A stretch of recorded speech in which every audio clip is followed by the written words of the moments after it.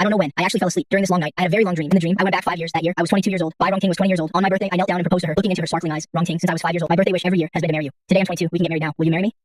Candles arranged in the shape of a heart surrounded us. In my hand was a diamond ring bought with the prize money I won from competitions in college. Bright red roses were tied into a bouquet, and on top was a small card I had written myself. Rongting, I love you. Marry me. Bai Rongtings. I sparkled with tears of joy. She extended her right hand towards me and nodded vigorously. I do. Not long after, our parents started discussing the wedding date. Bai Rongting didn't want to wait until next year. So after careful consideration, both sets of parents finally chose a good day at the end of the year. That way, our wedding wouldn't be too rushed, nor would it be delayed for too long. Our relationship had the blessing of both sets of parents and all our friends. We should have been happy, but the scene changed. We had been looking forward to this wedding for a long time. The wedding day was approaching. We had the last batch of gifts for the groomsmen and bridesmaids to prepare. So the two of us got into the newly bought car to go out, and the accident quietly befell us. At that time, we were waiting for a green light at an intersection. The driver of the truck opposite us was driving on the wrong side of the road, plus he was driving while fatigued. In a daze, he drove straight towards us. We wanted to dodge, but the truck's speed was too fast. Bai Rongting only had time to turn the car before the truck hit and flipped us, so that her side would take the impact. Even in such a situation, she still reflexively threw herself in front of me, shielding me tightly beneath her body. Bai Rongting was dead under the powerful impact. Even someone shielded like me passed out. Yet Bai Rongting remained conscious, calmly called for an ambulance, and even took me to the hospital. The nurse asked if she was injured. She just shook her head until the news came that I had been saved. She suddenly collapsed and never woke up again. I didn't even get to see her one last time. After she died, her heart was donated. When I woke up, I only saw a small square urn of ashes, but now it seemed like I saw her again. Saw her smiling as usual, gently calling my name. Fang Jun, you finally come to see me? My eyes filled with tears. I only dared to tentatively wrap my arms around her waist. She also reached out but didn't dare to get close. She could only pat my back from a distance. Her eyes were full of heartache. She wanted to wipe my tears but didn't dare. Fang Jun, don't cry anymore. Our fate in this life is not yet finished. Can we continue in the next life? In this life, I hope you can be happy. I hope you can be yourself. Don't hesitate anymore. It's all in the past. Promise me, okay? Her gentle voice echoed in my ear, but I stubbornly refused to nod. But I want to be with you. We still have so many things in our future, but they are not you, right?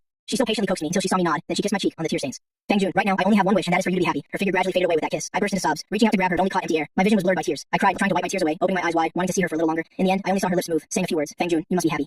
When I startled awake from the dream, bright sunlight shone through the gap in the curtains. On the pillow were dark and light splotches. They were my tears that had fallen. Everything in the dream gradually faded as I woke up. In the end, I could only remember those two sentences, but they are not you, right? Fang Jun, you must be happy. I wiped my tears, pulled open the curtains. Sunlight immediately filled the room. I squinted for a moment to adjust to the light, then let the warm sunlight shine on me, dispelling the last bit of gloom in my heart. That's right. Besides Bai Rongting, no one is Bai Rongting. I must live happily. Living Bai Rongting's heart as well. I pushed open the door to the room.